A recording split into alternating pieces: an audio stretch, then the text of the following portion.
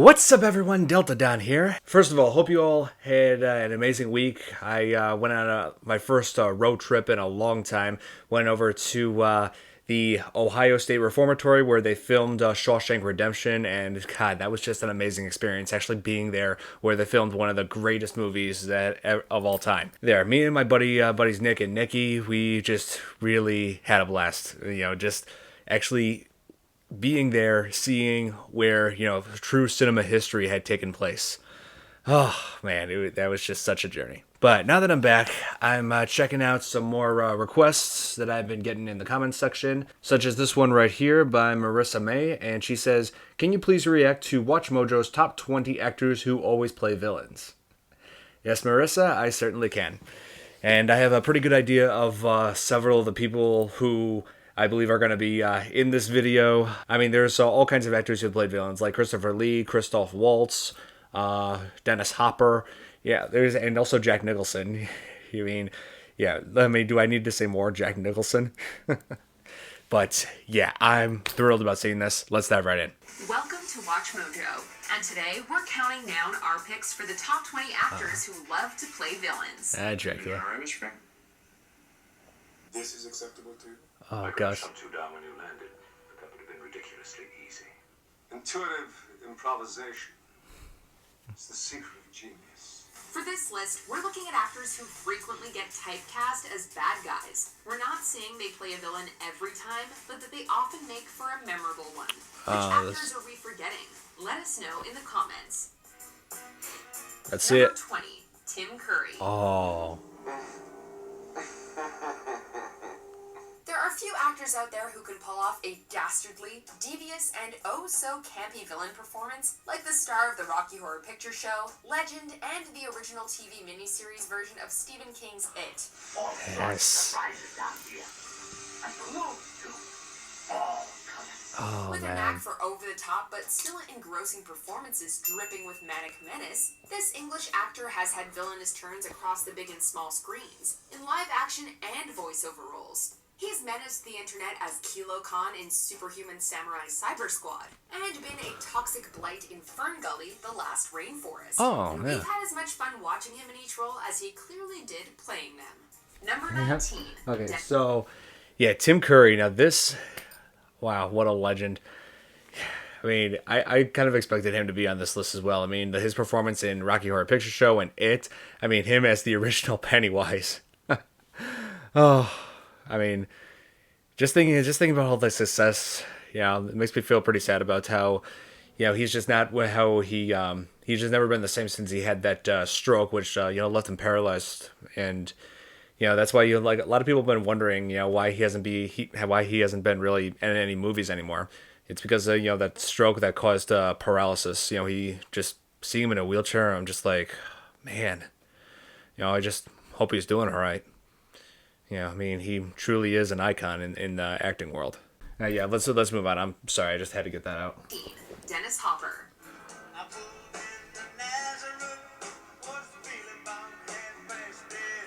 He started as an easy rider, but we think Hopper's angst and disturbed demeanor are best suited to villains.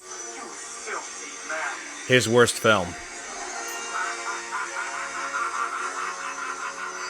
Sure, donning a bizarre haircut to play King Koopa and an eye patch to play the Deacon may have been odd career choices. What about them? Doing both. Oh, man. And Howard Payne may be a stereotypical, yet effective baddie. He was good in this. Pick up all the bus driver's teeth. They'll give you another medal. But the sadistic serial killer Frank Booth from Blue Velvet Oh. is definitely a psychotic masterwork. Yeah. Shut up. It's Daddy, you shithead. Where's my bourbon? Hopper's manic performance as this split-personality gangster gave audiences chills and remains one of the scariest villains brought to life on the silver screen. She's not wrong. You're like me. Oh my God. Number 18, Helena Bonham Carter. Uh-huh. There we go. Who knows how to play? When it comes to actors with a particular enthusiasm for diving headfirst into campy villain fun, this Harry Potter alumna is remembered not just for her frequent collaborations with ex-partner Tim Burton, but also for a long and storied career filled with villainous turns. Yeah. I remember her in the Harry Potter films.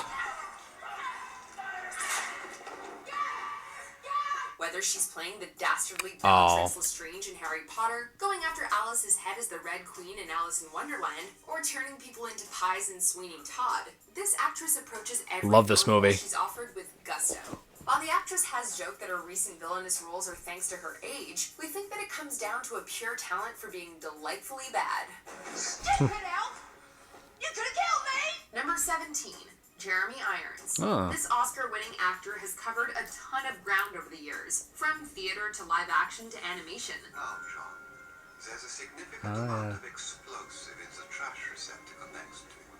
With an unconventional look that goes from sexy to scary without much effort, and an accent most actors would kill for, Irons has patented the sarcastic villain. Perhaps now's not the time. Oh. Don't mean there won't be a time. We still think his uber weirdo, uber warlock deserved a better send-off, We all pay a price. but Scar more than I gotta makes up see for that film. No. Oh. No Scar. matter the era, accent, or motive, his lines drip with disdain, even when he's just playing a simple game of Simon Says. Hello, John McClane. Number 16, Cillian Murphy. Oh, It's yeah. too late. You can't stop it now. Scarecrow. Many audience members first met this Irish actor when he appeared as the Scarecrow in the first film in Christopher Nolan's Dark Knight trilogy. With piercing eyes, cheekbones that could cut glass, and a subtle Irish brogue. There aren't many actors who can imbue a role with as much sinister energy as he has. Which isn't to say that he can't also go completely off the deep end when the role calls for it. It's that ability to go from icy cool to short-fused and violent at the drop of a hat that makes this actor one we'll always love to see playing big screen baddies. Oh, I didn't get it. My associate grabbed it off. Oh, he was so creepy in this film. Next to your graduation picture. Number 15, Rafe Fiennes. How do you rank Fiennes. evil doing? Harry Potter Voldemort. dead. From this day forth, you put your faith in me. Being Harry Potter's no-nosed nemesis is bad. So is playing the god of the underworld. Oh, yeah. We need the love of humans. No, you need it. I survive on their fear. And a serial killer called the Tooth Fairy is definitely up there. Don't you want to know what I am? But portraying a war criminal who gets excited at the thought of gunning down unsuspecting victims is worst of all. A role he received God. several nominations for. You're Jewish. Which Such a phenomenal film. they talked me into it now. Not a one-dimensional actor by any means, Fiennes can play a good romantic lead. You're beautiful. Number 14, Anthony Hopkins. Alan, what did Miggs say to you? Love this movie. Miggs in the next cell. He hissed at you. It shouldn't be a surprise to see Dr. Hannibal Lecter himself on this list. Since his groundbreaking appearance in Silence of the Lambs, this English thespian has carved out a sizable niche playing cool, unflappable, but effortlessly sinister villains across film and television. Speak and Yeah. hisses and coughing sibilance as though he is hanging still. He's returned to the role that made him famous multiple times, but the award-winning actor is hardly coasting on past victories. Just recently, we've been delighted to watch his turn as Dr. Robert Ford, the director of the futuristic theme park that serves as the setting of HBO's Westworld. Oh, Much yeah. like the show itself, he's full of sinister secrets and shocking turns. A perfect fit for the legendary actor. Mistakes. He is amazing in this show. You're too embarrassed to use your own Wow. product of a trillion of them. Number 13, John Malkovich. His name is Cyrus. Oh, yeah. A.K.A. Cyrus the Virus. On screen, Malkovich can be a bit weird and creepy. How are you? I was worried about you today. Although Oh my he's God. played loads of normal roles over the years, having appeared in over 70 films, he has a knack for playing villains. That menacing stare has a lot to do with it, but his too silky voice also plays a big role. No, I need it. For He what? does have the voice of a villain. To assassinate the president. Chilling, disquieting, intense, and spooky are also words we'd use to describe him. Whether he's portraying a dangerous womanizer, a would-be presidential assassin, You had the guts, Frank. You took the bullet. a criminal mastermind, Make a move and the money gets it. or a Russian God. mobster. Let's play some cards. Hell, he's even scary when he's reading A Christmas Story. Oh, God. Sprang from my bed to see what was the matter. SNL. The state of California has a home invasion law, where it's actually legal to shoot someone just for entering your residence. Oh my Number god. 12, Giancarlo Esposito. Gus. Love Breaking Bad. Before he tended the deep fryers at Los Pollos Hermanos, Giancarlo Esposito had made appearances in Spike Lee films like Do the Right Thing Oh, and yeah. Malcolm X. You almost knocked me down, man. What is I haven't seen this movie in so long. Excuse me, I'm sorry. That only knocked me down. Just about a brand new white Air Jordans I just bought. But he really came into his own with the AMC crime dramas Better Call Saul and Breaking Bad, playing the meth mastermind and business owner Gustavo Fring. I'm supporting my community. I hide in plain sight, same as you. Fring is a cold and ruthless drug kingpin, despite the clean public image he works tirelessly to maintain. I will kill your wife. I will kill your son. He did play a great villain in this. I will kill your infant daughter. It was only fitting then that Esposito was cast as the evil galactic leader Moff Gideon in The Mandalorian. You have something I want. Who's this guy? You may think you have some idea what you're in possession of, but you do not. Esposito may not have played as many villains as some others on this list.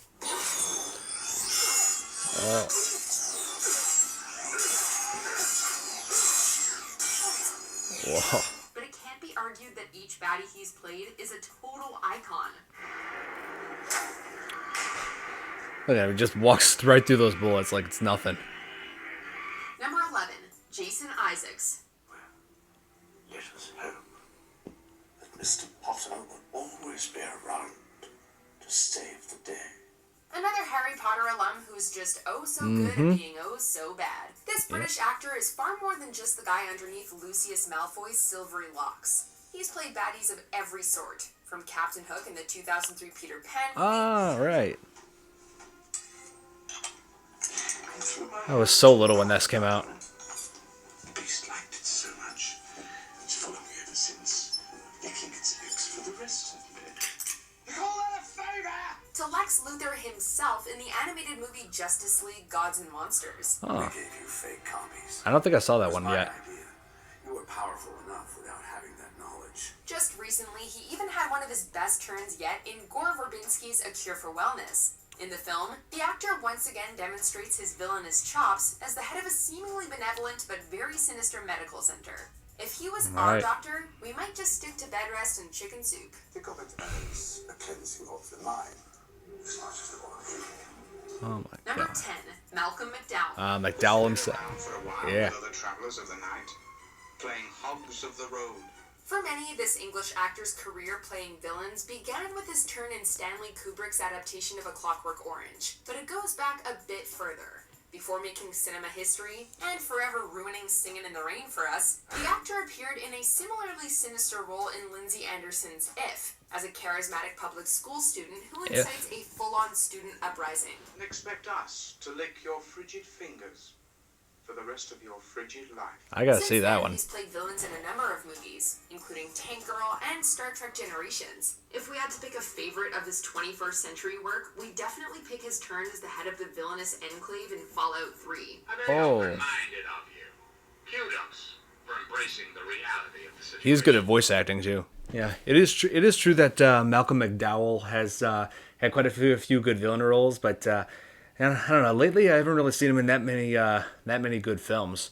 You know, it's a shame because I feel like that he still has some very good potential. Yeah, I mean, it would be nice to see him play a villain once again. You know, I feel like it's just been too long since he's been in anything that's really iconic, anything that really stands out. Number Okay. 9, Hugo Weaving. Ah. You may not recognize the name, but you've no I doubt recognize seen the him name. as a villain. Yeah. It's all about his terrifying voice Megatron. and his face.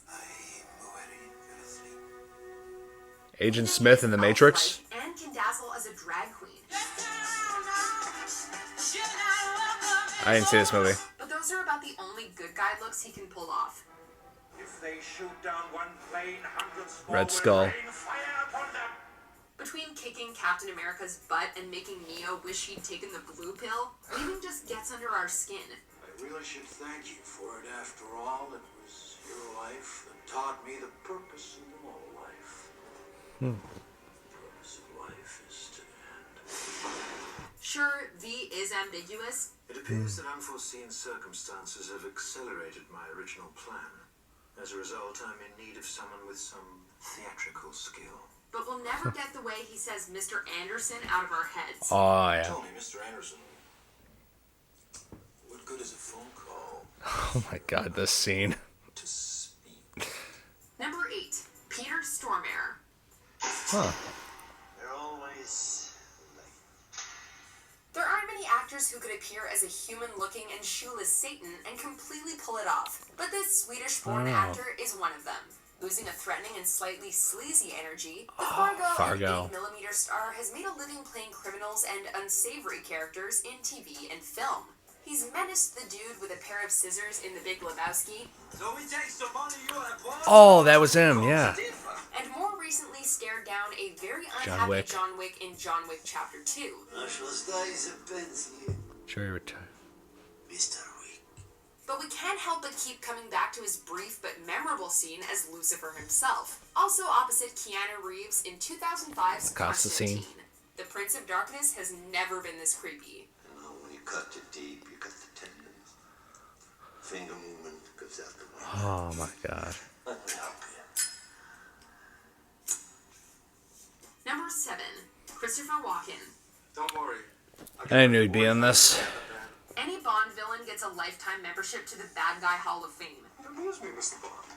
It's not mutual. Despite his natural comedic timing, sense of humor, and dancing skills, Walken is one creepy dude with bulging eyeballs and a quirky manner of speaking that's perfectly suited to evil roles. That is true. That was somebody I loved. I loved him. Oh, god. But I got the call. I threw him down like a sick animal. Able to act unfeeling, intelligent, vicious, or just plain crazy, You're welcome. You're all welcome. The joint. Walken plays mobsters, archangels, or exterminators with equal flair. Intuitive improvisation. It's the secret of genius. Number 6. He is good at playing Christoph villains. Waltz. If Yes. you want to win the war tonight, we have to make a deal. Ever since exploding onto the scene as the monstrous Hans Landa in Quentin Tarantino's Inglourious Bastards, this actor has taken over the villain business. Since his breakout role, he's played baddies opposite screen icons Blofeld. like James Bond, played real-life monsters like Leon Rom in The Legend of Tarzan, and portrayed literary villains like Cardinal Richelieu in The Three Musketeers. The pride of victory without the risk of loss. I trust you didn't come here to impress me with your swordsmanship. If his role in Tarantino's blood-stained war movie proved anything, This is one of his best roles. The actor has the kind of sinister charm that makes for an amazing on-screen villain. And he's gone on to prove that time and time again in subsequent roles. That he is. That's a bingo. Number 5, Gary Oldman. I like these calm little monsters. Everyone. This guy's such a chameleon, we're always surprised when we figure out it was him in that movie. Dracula. What's your call? Oh my god. And to be honest, that happens a lot. Bring me everyone. Oh, yep, here it is. He plays good guys, Never gets old. bad guys, good guys who seem bad, Enough talk, Remus. Come on, let's kill him. Wait, I did my waiting. More Harry Potter. presidents, guys who suck blood, and guys with weird haircuts. Oh, Father, Yeah, I always thought that was weird. you're so wrong. Let me explain. His villains always have different motivations, styles, and even accents, but you can be sure they're all equally terrifying. On that great day of deliverance, you will know what I want. Number 4, Mads Mikkelsen. The sheaf. Blood comes merely from the arrangement of the teardrop might be agenda. Nothing sinister. It takes a lot of qualities to play a good villain, and this star has all of them. Despite his first role as a somewhat hapless gangster in Nicholas Winding Refn's Pusher, this Danish actor became a villainous force to be reckoned with in the wake of his appearance as Le Chiffre in Casino Royale. Yep. Thanks to his intense bearing, velvety smooth voice, and top-notch acting skills, he's landed villain roles like Caecilius in Doctor Strange. And many becoming the few. Oh, yeah. And the one. And did you know he even voiced the chameleonic Randall in the Danish dub of Monsters, Inc.? Oh, he did that? And Huh. obviously we can't overlook his performance as Hannibal Lecter on NBC's Hannibal. Yes. Who honestly could? Most psychology departments are filled with personality deficients. Dr. Bloom would be the exception. Yes, she would. Number 3, Alan Rickman. Hans Gruber. Need we say more? Yippee-ki-yay. Fine. Rickman wanted to shed his reputation as And that was his first role. iconic baddies like the Sheriff of Nottingham. It's damn near impossible. Robin Hood steals money from my pocket, forcing me to hurt the public. And they love him. Snape may have been okay in the end, but he sure is mean and creepy. Do you have any idea how serious this is? Why is Rickman so evil looking on screen? Is it the squinty eyes or his voice? There will be no foolish All of the above. modeling or silly incantations in this class. Also, have you seen him as a romantic lead? Unsettling is an understatement. I have not heard our delightful sunburn, Miss Marriott. A great pity indeed. Oh my Number god. 2, Willem Dafoe. Of course, this actor is great at playing antagonists. It's right there in his name. Dafoe, the Dafoe. foe. He's Yeah. worked with directors including Sam Raimi, Green Wes Goblin. Anderson, and others. And they've all come to the same conclusion, that the Wisconsin native makes for a terrific villain. Performance enhancers. Bingo. Me. Your greatest creation. He was creepy as For an actor Goblin. with a penchant for going all out, he's contorted his face into enough manic, sadistic grins that it's surprising he hasn't played the Joker by now. But while his villains may frequently be over the top, there's always just enough lurking below the surface to make them memorable and sometimes even sympathetic, in addition to flat-out fun. Tired of your sophisms. This is a good movie. Let's get on with it. Before we unveil our number 1 pick, here are some honorable mentions. Jack Nicholson. Jack is dead. How is he just an honorable mention? You can call me Joker. Ben Okay, no. You're telling me he was not listed in the top 20. Jack Nicholson, of all people. I mean, come on. Joker, Jack Torrance, and all of these villains that he's played over the years, and you're not going to give him a place in the top 20? You're just going to have him as an honorable mention. That's shocking, to say the least. Good lord. Mendelsohn. Your signal will never reach the rebel base. All your ships in here will be destroyed. I lose nothing. Tim Roth. It's not what you've done. That's what you're going to do. Yep. When you got enough bandit on that. Michael Ironside. You're coming with me. Total Recall. I haven't seen this in a while. Oh, yeah, this Javier part. Bardem. Oh, yeah. It's on this coin. This movie's phenomenal. 58. It's been traveling 22 years. He was also a good Bond villain. Now it's here. And it's either heads or tails. Before we continue, be sure to subscribe to our channel and ring the bell to get notified. I think I have a good of our latest idea. videos. I think I have a good We'll idea the who's option number to be 1. notified for occasional videos or all of them. If you're on your phone, make sure you go into your settings and Let's switch see. on notifications. Is it him? Is he number 1? Number 1. Yes! Christopher Lee. I could have shut you down when you landed. I knew. It would have been ridiculously easy. Knew it. We'll say it, British guys make the best villains. Matters not. The world of men shall fall. Christopher Lee's deep voice and towering frame helped make him a great bad guy. It is obvious that this contest cannot be decided Dooku. by our knowledge of the Force, but by our skills with a lightsaber. But it was his ability to turn on a dime from slick and charming to fiery and furious that really put him over the top.